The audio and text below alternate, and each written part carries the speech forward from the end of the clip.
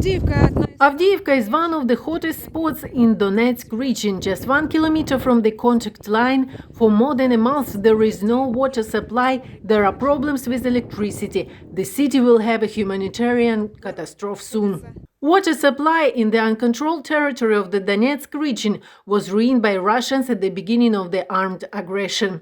As a result, residents of the frontline city and 2 settlements of the neighboring community were left without water. The townspeople, despite the constant shelling from the territory uncontrolled by Ukraine from the very morning, are searching for drinking water. We got used to such conditions, you know. I'm 77 years old and have to find water, like everyone in our city. We hope that the war will end soon. We will win and everything will be fine.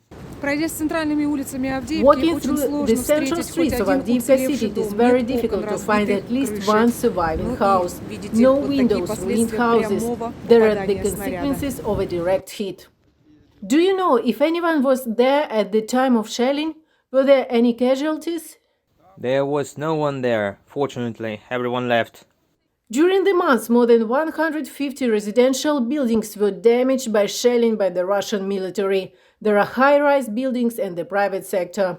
Volodymyr is a resident of one of the destroyed apartment buildings. The pensioner says it's dangerous to go outside even during the day.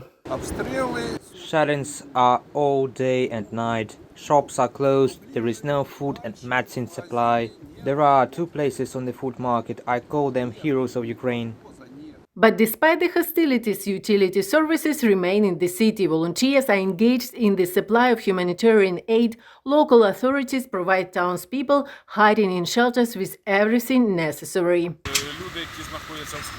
People who are in shelters are provided with everything necessary. We are trying to install generators that give electricity so that the phones are charged. Humanitarian aid is being provided. During the past 2 weeks, 15,000 local residents have been evacuated from Avdiivka.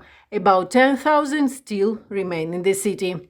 Reported by Olena Shustova, Olena Hramova, UATV News.